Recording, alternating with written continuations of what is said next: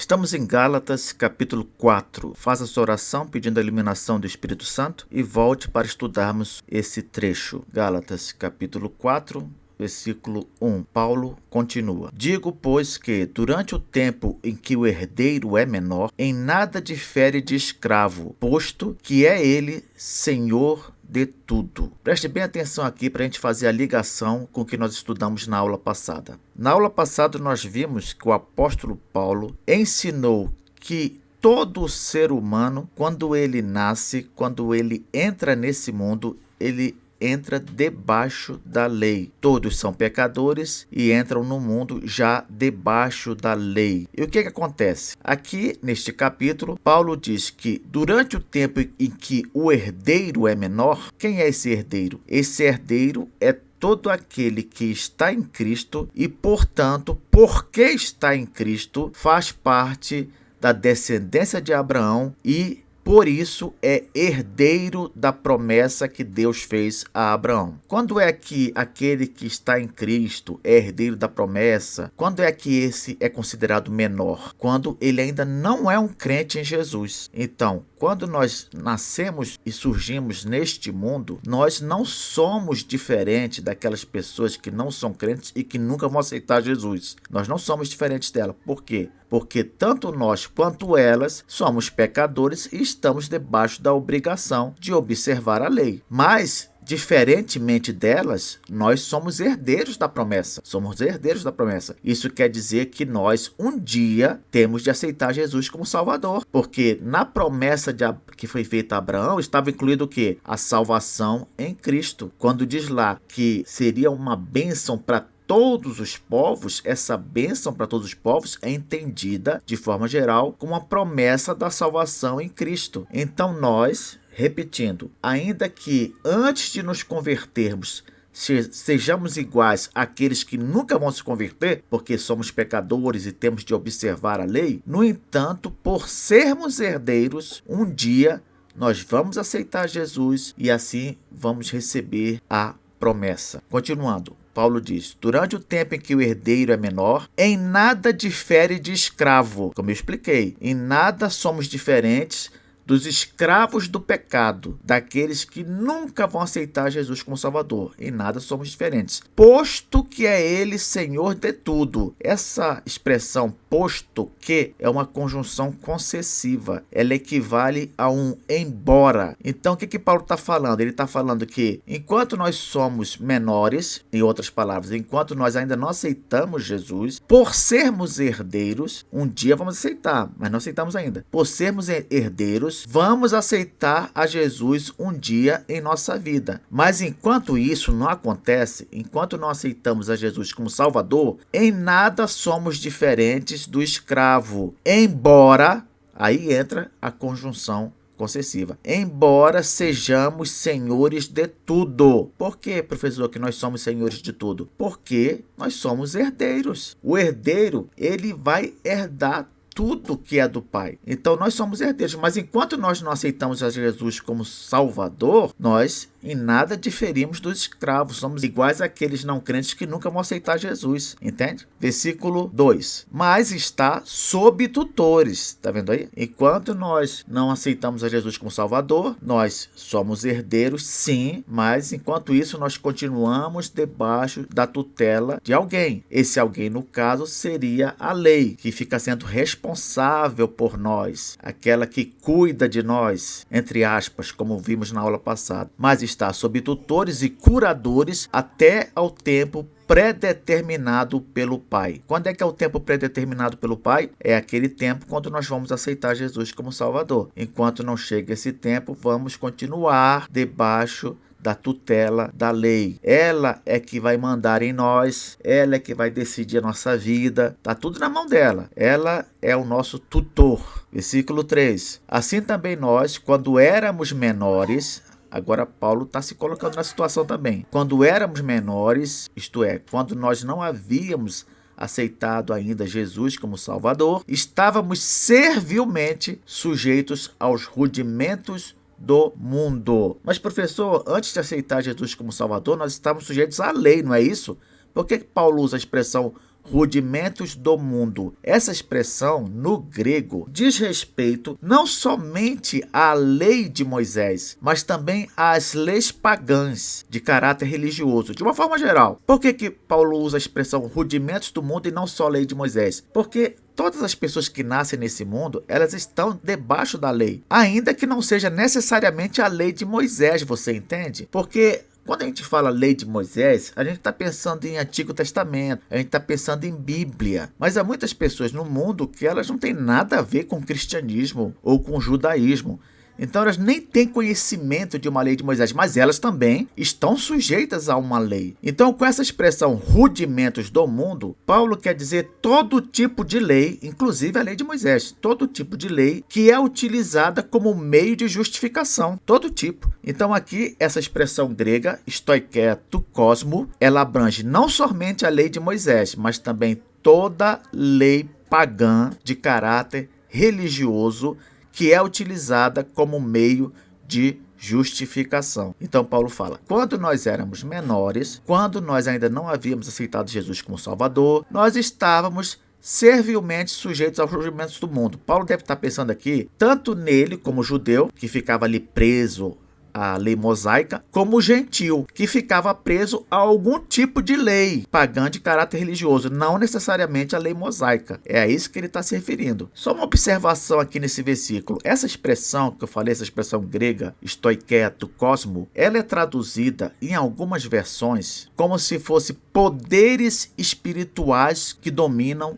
o mundo. Aí você vai dizer para mim, o que tem a ver uma coisa com a outra? É porque essa expressão rudimentos do mundo também era utilizada por algumas religiões gregas de mistério. O que é a religião grega de mistério? São religiões gregas esotéricas que estavam envolvidas com ensinos ocultos de ordem sobrenatural. Essas religiões gregas, elas também usavam essa expressão rudimentos do mundo, mas lá, nessas religiões, essa expressão ela tinha outro significado. Ela se referia, sabe a quê? Aos anjos. Aos anjos. Então, é por isso que algumas traduções, elas trazem poderes espirituais que dominam o mundo. Você está entendendo? Por causa disso. Se você pegar, por exemplo, dois exemplos aqui de versões, né? Nós temos a Almeida Revista e Corrigida. Olha como é que ela trouxe. Assim também nós, quando éramos meninos, estávamos reduzidos à servidão, debaixo dos primeiros rudimentos do mundo. Ok. Agora veja a nova tradução na linguagem de hoje. Assim também nós, antes de ficarmos adultos espiritualmente, fomos escravos dos poderes espirituais que dominam o mundo. Viu a diferença? Então, se nós adotarmos essa outra tradução relacionando a expressão a anjos, nós vamos ter um caminho bem diferente aqui, não é? É por isso que, no caso do nosso estudo específico aqui do canal EBC, nós vamos considerar que rudimentos do mundo se refere a leis de todo tipo, seja a lei de Moisés, seja outra lei de caráter religioso, outra lei pagã, eu não sei. Qualquer outro tipo de lei que uma pessoa utilize neste mundo para se justificar diante de Deus e ser salvo. É essa posição que vamos adotar aqui no canal. Então, continuando. Versículo 4. Vindo, porém, a plenitude do tempo. Por que ele fala? Vindo, porém, a plenitude do tempo. Porque aquela história, a gente nasce neste mundo debaixo da lei, embora a gente seja herdeiro espiritual, né, de Abraão, embora a gente esteja destinado a aceitar Jesus como Salvador, a gente nasce aqui neste mundo debaixo da lei, mas vai chegar aquele tempo predeterminado em que vamos crer em Jesus e assim sermos salvos. Pois bem, agora Paulo vai falar sobre esse tempo, da plenitude do tempo, quando Deus enviou o seu Filho ao mundo para que todo aquele que nele crê não pereça, mas tenha vida eterna. Então o versículo 4 diz assim: vindo, porém, a plenitude do tempo, Deus enviou o seu Filho, nascido de mulher, nascido sob a lei. Professor, por que ele usa a expressão plenitude do tempo?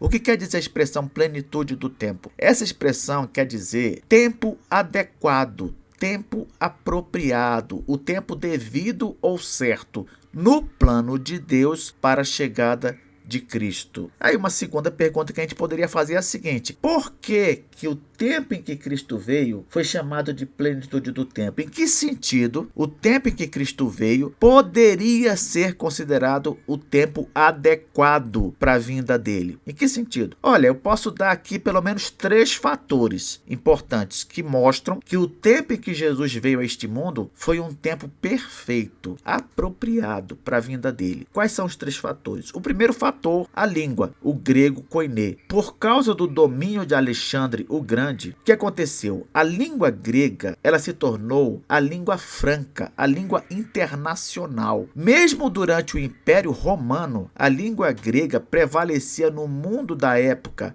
especialmente naquela região dominada pelo Império Romano. Vamos tomar aí toda aquela parte da Europa, vamos tomar também o Oriente Médio. Essa região, de forma geral, ela falava o grego dito koiné, que era um grego comum, um grego do povo. Então, esse fator foi um fator importante para a vinda de Cristo. Por quê? Porque na vinda de Cristo o evangelho tinha de ser pregado para todo mundo. Então, foi uma coisa que contribuiu muito para a propagação do evangelho, o fato de haver uma língua só prevalecendo sobre toda a região do Império Romano. Você compreende? Então, esse foi um fator importante, a língua. Outro fator também, as estradas. Durante o Império Romano, havia estrada para tudo que é lugar do império. Não é à toa que surgiu aquele ditado que todo caminho leva a Roma. Por quê? Porque os romanos tiveram essa preocupação de ligar todas as regiões do império por meio de estradas. E isso também facilitou a propagação do evangelho. Porque se um apóstolo, se um missionário quisesse ir para algum lugar para falar de Cristo, havia uma facilidade, que era o quê? A estrada. Havia estrada para todo lugar. Então, esse é um segundo fator. O terceiro fator é a chamada Pax Romana, do latim. Quer dizer o quê? Quer dizer que os romanos tinham a preocupação de que houvesse paz em todo o território conquistado. Não poderia haver brigas, conflitos, guerras entre uma região conquistada e outra região conquistada pelo império. Não, a paz praticamente foi obrigatória, o que facilitava também a propagação do evangelho. Não tinha o problema de, eu vou pregar aqui, mas não posso pregar ali porque ali está em guerra, ali está em conflito, não vai dar para eu entrar. Não posso ir para o outro lado porque também ali tem um conflito, tem um problema, isso vai dificultar para eu pregar o evangelho. Não tinha isso, não tinha isso. Em toda a região do império havia uma paz obrigatória, o que tornava possível uma pessoa se deslocar de uma região para outra sem ter essa preocupação de chegar em tal lugar e de repente morrer por causa de um conflito local. Não tinha esse perigo. Então, quando fala plenitude do tempo, foi o tempo apropriado no plano de Deus para Cristo vir. E eu citei aqui pelo menos 3 fatores que contribuíam para esse tempo ser o tempo apropriado. Quais foram eles? A língua, a estrada e a paz. Então, Paulo diz: Deus enviou seu Filho, nascido de mulher, aqui uma referência à encarnação de Cristo, da segunda pessoa da Trindade, que tinha de nascer homem para substituir os homens, não é? Então, Jesus, ele é chamado de Deus homem, e não à toa, porque ele é tanto homem quanto Deus, 100% homem, 100% Deus. Tinha de ser homem, porque ele veio para substituir os homens, e tinha de ser Deus para que o seu sacrifício e a sua oferta fosse aceitável, não é? Somente o sacrifício de Deus para satisfazer a Deus. Então, quando a gente vê Jesus como Deus homem, a gente percebe o seguinte, que tudo aquilo que era necessário em relação à humanidade foi dado. E tudo aquilo que era necessário em relação à divindade foi dado. Por exemplo, quando você pensa, se Jesus fosse apenas um homem perfeito sem pecado, a sua morte só poderia justificar uma pessoa. Você percebe isso? Se ele fosse apenas um homem perfeito sem pecado, a sua obediência e a sua morte poderiam justificar no máximo uma pessoa. Mas sendo Deus, a sua obediência e a sua morte foram suficientes para justificar todos aqueles que Deus quis justificar, todos aqueles. O sangue de Jesus, por ser o sangue do Filho de Deus, foi suficiente para justificar todos aqueles que Deus quis justificar. Se Jesus não fosse Deus, fosse apenas um homem, jamais o seu sacrifício poderia beneficiar a todos os eleitos. Então, nascido de mulher, nascido sob a lei, em outras palavras, nascido sob a obrigação de observar a lei, versículo 5, para resgatar os que estavam sob a lei, a fim de que recebêssemos a adoção de filhos. É como eu disse na aula anterior, a salvação em Cristo, ela não simplesmente garante a salvação, ela também garante a adoção, porque todos aqueles que Deus resolveu salvar, ele também resolveu adotar como seus filhos. Então, sem a encarnação, não seria possível a substituição, como eu falei, pois somente um homem poderia substituir os homens e cumprir a lei perfeitamente por nós. Cristo fez isso e garantiu também nossa adoção de filhos por parte do Pai, de acordo com João 1,12, que diz: mas a todos quantos o receberam, deu-lhes o poder de serem feitos filhos de Deus, a saber, aos que creem no seu nome. Que maravilha! Além da salvação em Cristo, nós ainda somos adotados na família de Deus. Paulo continua: e porque vós sois filhos, enviou Deus ao nosso coração o Espírito de seu Filho, que clama: Abba, Pai. Olha só, o Espírito Santo veio habitar na nossa vida, no nosso coração, não é? E fez isso especialmente porque nós fazemos parte agora da família de Deus. O Espírito Santo poderia simplesmente fazer a obra da regeneração, aplicar em nós os benefícios do sacrifício de Cristo, nos levar a nos tornarmos crentes, mas Deus não parou por aí, não. Deus mandou que o Espírito viesse habitar na nossa vida, porque nós somos mais do que salvos. Nós somos filhos de Deus. E o Espírito veio habitar em nós para nos ajudar a sermos filhos de Deus como deveríamos ser. Por isso que aqui diz: enviou Deus ao nosso coração o Espírito de seu Filho, que clama: Abba, Pai. Então o Espírito habitando em nós nos ajuda a sermos os filhos de Deus. Versículo 7. De sorte que já não és escravo, porém filho. E sendo filho, também herdeiro por Deus. Agora nós vemos ainda mais sentido na expressão herdeiro. Não é? Antes nós dizíamos que éramos herdeiros porque estávamos em Cristo. Agora nós podemos dizer também que somos herdeiros porque somos filhos de Deus. Normalmente o herdeiro é o filho, não é? Então, quando cremos em Jesus como Salvador, nós nos tornamos salvos,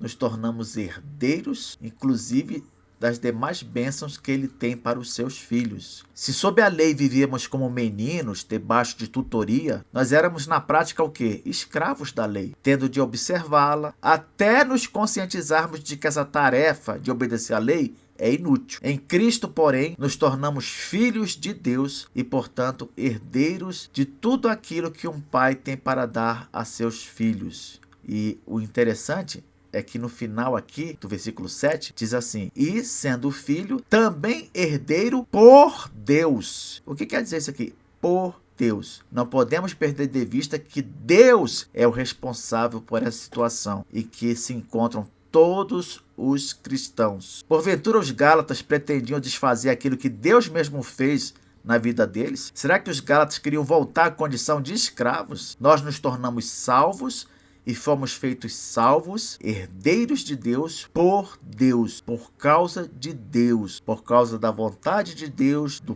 plano de Deus. Tudo é mérito dele. Que Deus nos abençoe e até a próxima aula.